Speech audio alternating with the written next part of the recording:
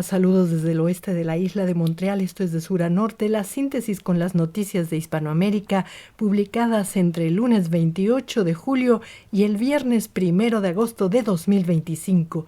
Comencemos con los países que limitan con el Atlántico Sur. El lunes, Argentina fue el primer país sudamericano en recibir a la secretaria de Seguridad Nacional de Estados Unidos, Kristi Noem, quien anunció que comenzará a tramitar una exención de visas para ciudadanos argentinos que viajen por turismo o negocios al país norteamericano. Kristi Noem y su par argentina, Patricia Bullrich, anunciaron esta y otras medidas desde sus caballos en la base militar Campo de Mayo, como mostró la agencia AP en un cable difundido por la prensa canadiense. Prensa Latina, por su parte, comentó el excesivo uso de la fuerza que usaron los policías argentinos para reprimir una demostración de jubilados que reclamaban un aumento de pensiones en las calles de Buenos Aires. Finalmente, varios medios confirmaron el viernes que el Fondo Monetario Internacional aprobó el desembolso de $2.000 millones para el gobierno argentino. En Uruguay, el ministro del Interior, Carlos Negro, dijo que busca un modelo propio en materia de seguridad, según difundió Prensa Latina, con motivo de la presentación del Plan Nacional de Seguridad Pública 2025-2035. Prensa Latina también informó sobre un paro general de transporte en Uruguay esta semana y que este país vive una preocupante reducción general en el movimiento de contenedores en importación y exportación. Ahora subamos por los países mediterráneos. Bolivia registra el mayor brote de sarampión en más de una década, según informó la ministra de Salud y Deportes, María René Castro, en una nota de la agencia Xinhua. Van 175 casos confirmados. Deutsche Welle informó que sectores afines al expresidente de Bolivia, Evo Morales, comenzaron a promover el voto nulo en las elecciones generales de agosto, y el gobierno de Bolivia dijo que emitir un voto nulo o en blanco en las elecciones nacionales es un derecho legítimo de la ciudadanía, según explicó la agencia Xinhua. Xinhua también informó que el ministro de Economía de Bolivia, Marcelo Montenegro, aseguró que el nivel actual del endeudamiento externo del país es adecuado e incluso holgado porque representa solo el 25% del Producto Interno Bruto. Recorramos ahora la costa del Pacífico, donde al comenzar la semana la frontera entre Argentina y Chile fue sacudida por un terremoto de magnitud 5,0 en la escala de Richter, según informó la agencia Xinhua. Xinhua y otros medios comentaron que el lunes los gobiernos de Chile y Estados Unidos se reunieron para la segunda ronda de conversaciones en Washington alrededor del tema de los aranceles del 50% a las importaciones de cobre. Y con la nota de los policías chilenos devolviendo unos relojes robados al actor Keanu Reeves, como mostró la agencia AP, la secretaria de Seguridad de Estados Unidos, Kristi Noem, y firmó un acuerdo para incrementar el intercambio de información en la lucha contra bandas criminales como el Tren de Aragua, según informó la prensa canadiense. Y la semana terminó con un trágico derrumbe en El Teniente, la mina subterránea de cobre más grande del mundo, que dejó un saldo de un trabajador muerto y otros 9 heridos, como indicó Deutsche Welle.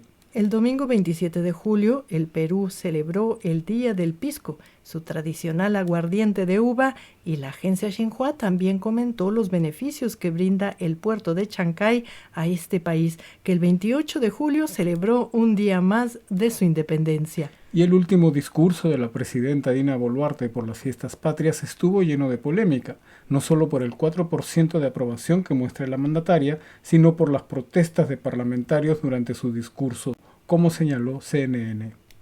Y con los peruanos esperando las olas ocasionadas por el terremoto en Kamchatka, como informaron medios locales, la prensa canadiense comentó el descubrimiento que hicieron unos trabajadores que instalaban tuberías de gas en Puente Piedra, al este de Lima, 2 tumbas de más de 1000 años de antigüedad pertenecientes a la cultura chancay, según explicó la agencia AP. Finalmente, la presidenta de Perú, Dina Boluarte, aseguró que no aceptará la intervención de la Corte Interamericana de Derechos Humanos en el tema de la ley de amnistía aprobada por el Congreso en favor de policías y militares que hayan cometido crímenes en el periodo 1980-2000, como explicó la agencia Xinhua.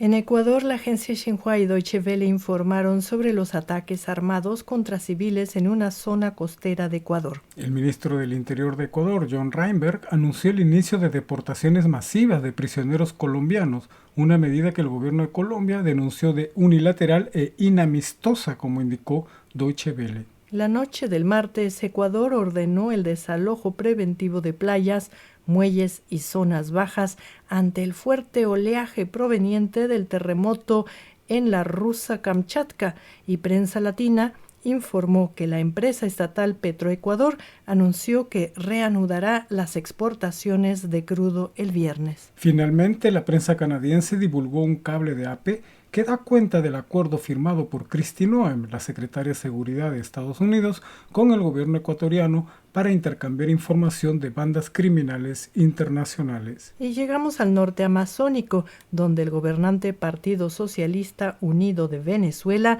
ganó las elecciones municipales con una participación del 44%, según cifras oficiales citadas por medios como la agencia Xinhua y Deutsche Welle. Deutsche Welle también informó que las Fuerzas Armadas de Venezuela respaldaron a Nicolás Maduro luego que el secretario de Estado de Estados Unidos, Marco Rubio, dijera esta semana que el líder chavista no es el presidente de ese país. Por su parte, la líder opositora venezolana María Corina Machado aseguró que el 90% del país rechaza a Nicolás Maduro, según Deutsche Welle. La agencia Xinhua, mientras tanto, comentó que partió de Venezuela hacia Estados Unidos un cargamento de 95 toneladas de café venezolano, y la agencia Reuters aseguró que la empresa estadounidense Chevron mantiene vigente su autorización para explotar petróleo venezolano. En Colombia, varios medios comentaron que por primera vez en la historia un expresidente fue condenado penalmente por delitos comunes. Se trata de Álvaro Uribe, culpable por fraude procesal y soborno a testigos. Marco Rubio, secretario de Estado de Estados Unidos, dijo que se usó el Poder Judicial colombiano como un arma, y el presidente de Colombia, Gustavo Petro, acusó a Rubio de intromisión a la soberanía nacional, como mostró CNN. Colombia ordenó evacuar playas y zonas costeras del Océano Pacífico tras el terremoto de magnitud de 8,8 frente a Rusia, pero luego rebajó su alerta, como indicó Deutsche Welle. La prensa canadiense, por su parte, divulgó un cable de AP que menciona el aumento de la deforestación en Colombia, sobre todo debido a las actividades ilegales de ganadería, minería y agricultura. Finalmente, Deutsche Welle difundió un comunicado de la Cruz Roja Internacional donde advierte que el aumento de los enfrentamientos armados en Colombia podría crear las peores condiciones humanitarias en los últimos 10 años. Ahora pasemos por Centroamérica y el Caribe. En Panamá, el presidente José Raúl Mulino recibió al canciller de Guatemala, Carlos Ramiro Martínez, y conversaron sobre fortalecer las iniciativas de cooperación bilateral en materia de migración y seguridad, según informó Prensa Latina. En Costa Rica, esta semana se instaló una comisión especial del Congreso para el levantamiento de la inmunidad al presidente del país, Rodrigo Chávez, y el ministro de Cultura, Jorge Rodríguez, como explicó Prensa Latina. En República Dominicana, la prensa canadiense contó sobre las 12 horas que duró la persecución de un bote al que le encontraron 1,5 toneladas de cocaína. En Nicaragua, Deutsche Welle informó que el comandante sandinista Bayardo Arce, asesor económico del presidente de Nicaragua, Daniel Ortega, fue encarcelado este jueves. El Salvador tembló en la madrugada del jueves, como comentó Prensa Latina, y la prensa canadiense informó que la Asamblea Legislativa aprobó una reforma constitucional que permite la reelección indefinida de la presidencia, así como la extensión del mandato presidencial a 6 años. Deutsche Welle, por su parte, agregó que, con el objetivo de ahorrar dinero, el gobierno salvadoreño también se retirará del Parlamento centroamericano. En Guatemala, la prensa canadiense divulgó una historia de la agencia AP donde informa que 600 policías